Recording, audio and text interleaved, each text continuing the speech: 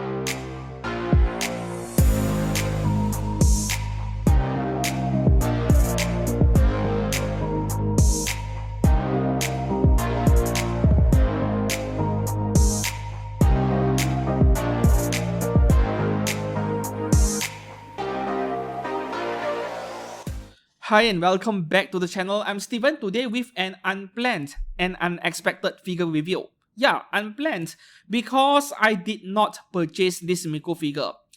A fellow subscriber of this channel, the same guy who lent me 3 Azalane GB figures from Apex Toys, Lemon Studios Marin Kitagawa, Succubus cosplay version, and Daiki Kogyo's 1x5 scale Suno Musume original character figure. Yeah, he offered to lend me this figure of Miku for a review.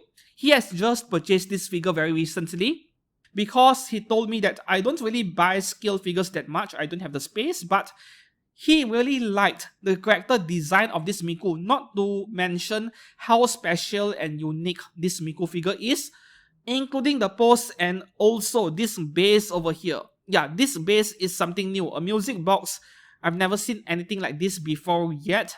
So this is certainly a very unique Miku figure, which I myself was initially very interested in when this figure went on pre-order last year. I wanted to get one, right? Because of how stylish, how photogenic, and how artistic this Miku figure looks like. But unfortunately, there are not many nice things to say about this Miku figure.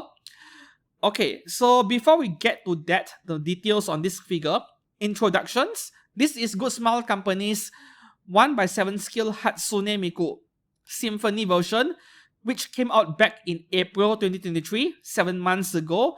And officially, she goes for 35,000 yen.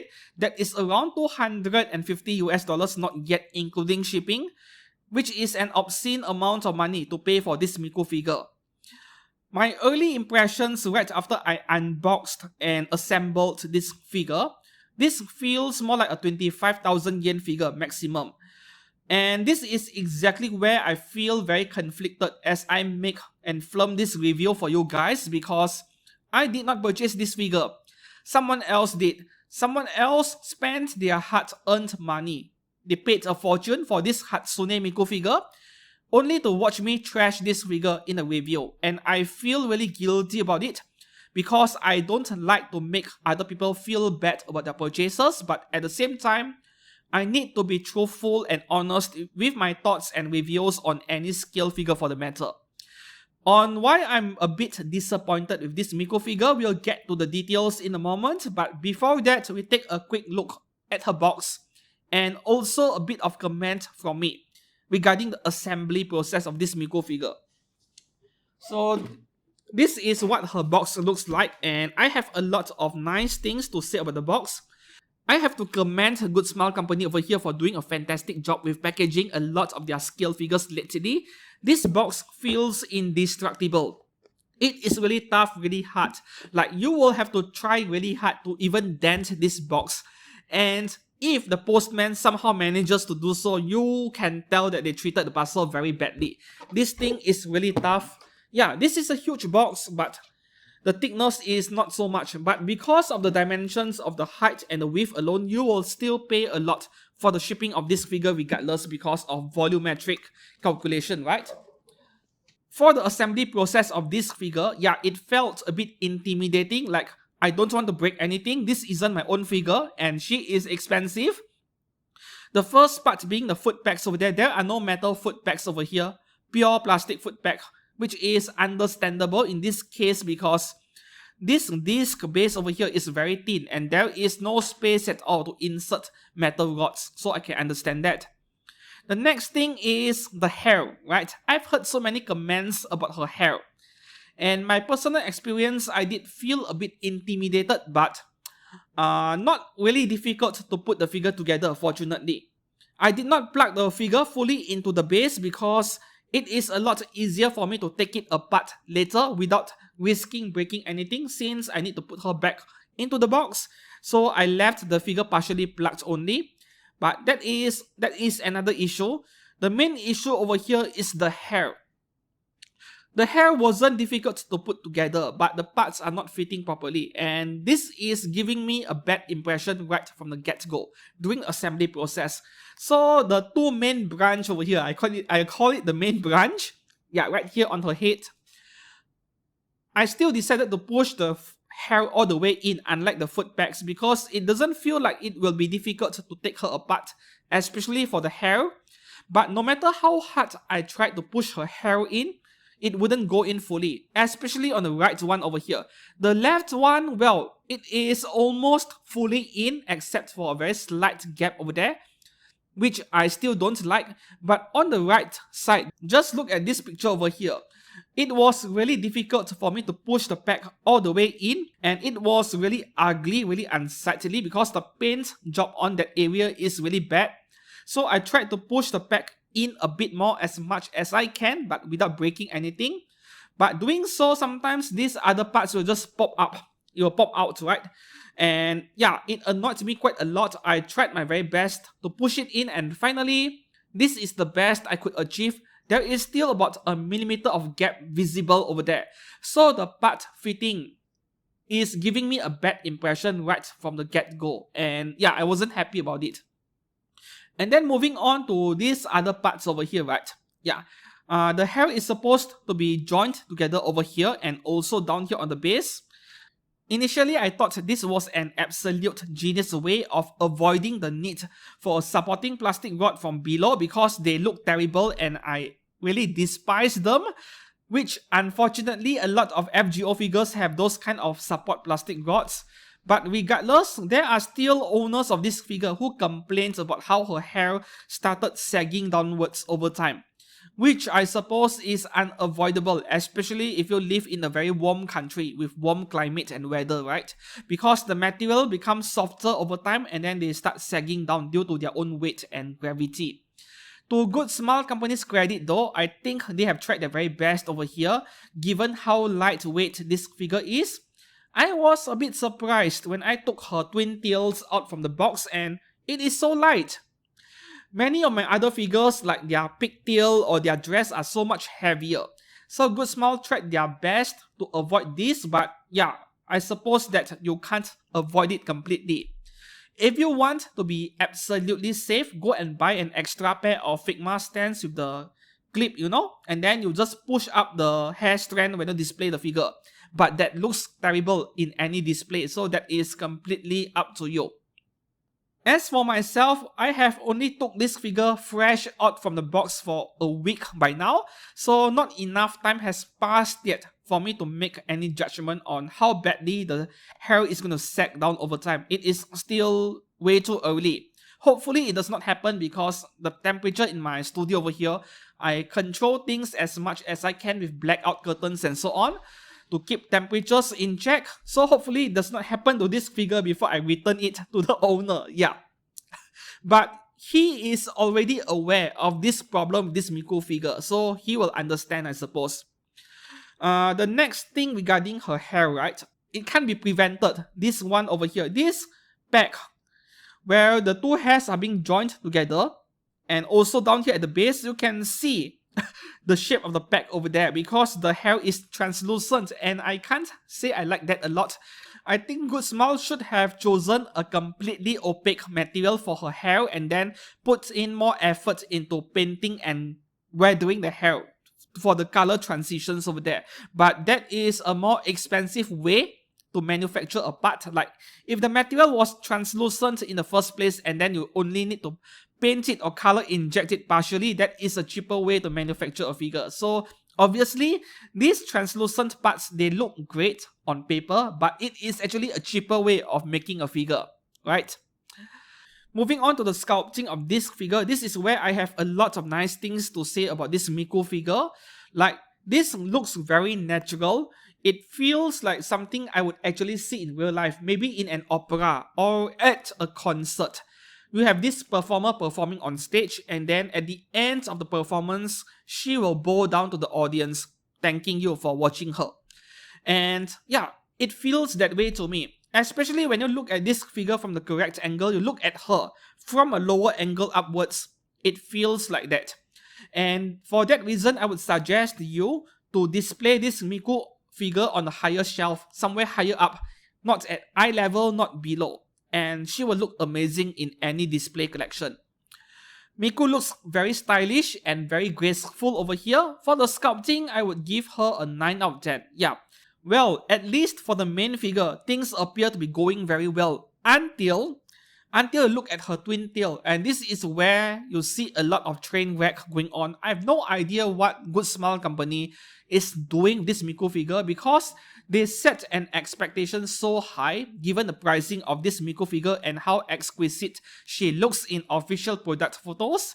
And then they produce this disaster where, yeah, the first one being the hair pigtails not fitting in perfectly into the hole in her head, and the next thing is how the separate parts on her hair are being glued together.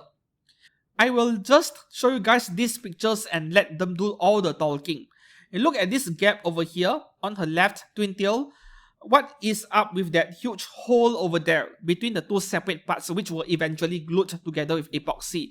That doesn't look very refined at all. And this is not the only part, there are a lot more all over her twin tail. Like, the refinement is really lacking, the quality control is horrible over here, and I don't feel like I'm looking at a 35,000 yen figure. This shouldn't be happening to a high-end scale figure like this. I was expecting nothing short of perfection on the execution of the twin tail over here because Chinese figure brands like Apex and Mietos can do way better than this at a similar price point or even lower than that. I think I gave this Miku a very generous 9 out of 10 for sculpting, not just because of her pose but also because of that backside. Yeah, that looks great, but the twin tail, it is an absolute disaster over here. And then moving on to the paint work, I think it is a similar story all over where the main figure is very nicely painted. I don't spot any paint bleeding or any ugly seam lines, any scratches on her dress, her stockings all the way to her foot. The paint work is perfect over here on the main figure. Even on top of her head, the shading and the weathering on her hair looks very nice. I like it. But if you move on to the twin tails, this is where things felt really underwhelming. Like the paintwork is not as smooth, not that well refined, but this could be related to the material underneath. When you are not gluing the parts properly together, you are not sanding it properly, then any paintwork you apply on top is not going to look as nice, and that is what it feels like to me. And finally, the base of this figure, right? This is the main selling point of this figure, I think, for a good reason. So they are including a music box which you insert it in this drawer down here. And this music box, yeah, it looks really nice, it looks expensive. But does it justify the 35,000 yen? I don't think so, because music boxes, how do I put it? You go to China's Taobao, you can find them for really cheap. So I don't think this thing is a justification for the pricing of this figure at all. As for the box, no complaints at all. Like the base is a perfect 10 out of 10. I really like this base. This is one of the most unique things about this Miku figure. The base is a perfect 10. I have no complaints. And yeah, you can display this Miku figure without this entire box if you want to reduce the height. Or for any reason you don't like the base, right? You can just lift the whole thing off, as you can see. So this is a very nice modular base with excellent paintwork. No problems with paintwork on this base over here. Yeah. And you see the gradient paintwork on the box. Like you see this dark brown surrounding the main drawer, and then the middle of the drawer, it is a lighter shade of brown over here. So the paintwork is excellent on the base. Just that it is quite a shame that we are not getting any metal foot pegs, but I'm not going to deduct points from this figure for lacking a metal foot peg. I would say this is an exception given the base design over here. And lastly, moving on to my final thoughts on this figure. Should you get one despite all of the train wreck going on with her hair over here? I would say if you can find one for bargain bin prices, 20,000 yen, 18,000 yen, then maybe yes, because this figure stands out enough as a very different Miku figure from a lot of other Miku figures. Like this base and this pose alone, this very graceful looking pose, is enough of a reason to get this Miku figure if she is cheap enough. Anything more than 25,000 yen, I'm finding it really hard to recommend this Hatsune Miku figure if you were to get one today. I don't think this Miku figure will be very rare because Good Smile Company mass produces their stuff into oblivion. I did not check the aftermarket pricing of this Miku figure yet. Maybe she is already bargain binning over in Amazon Japan, but I wasn't aware because I haven't checked it yet. So I would say that this is really down to how much tolerance you have towards imperfections on anime figures. You look at myfigurecollection.net, this figure is a 9.6 out of 10. Like, what the heck? Seriously bro, 9.6 out of 10. I wouldn't score this figure more than 7 out of 10. Yes, if this was a 20,000 yen figure and I get this sort of quality control, I would have rated this a bit higher, maybe an 8 out of 10. But this is a 35,000 yen figure with this level of quality control. I couldn't give her a higher score than 7 out of 10. Yeah, this is kind of disappointing and a new low for Good Smile Company when it comes to high-end scale figures. Maybe other figure collectors are not as strict as me, they are not as demanding. To be fair, all these flaws I have pointed out on her hair, these are not something that you can see from normal viewing distance. You only notice it when you're looking at her very close up. But with my 15 years of collecting anime figures since the late 2000s, I spot things like this very easily because in the past, figures were not this bad compared to today, where they rush so many figures out every year, every month, and they couldn't keep the quality control in check. And that is the main problem I'm seeing with Good Smile Company. They are making way too many figures and they're doing one hobby getaway 4 times a year. They really need to chill and slow down. Seriously. This is certainly a polarizing figure where some people will love her because of how unique it is, while a few others are going to dislike this figure because of the level of quality control given the price point. So after watching today's review, what do you think? If you are planning to get one but you haven't done so yet, will you still purchase one after watching this review? If you already own this figure, what are your thoughts? Please do share it with me down in the comments below. I would appreciate input from you guys. For me, yeah, Good Smile Company absolutely massacred this figure. It is a missed potential. She could have been a lot better, which is a shame.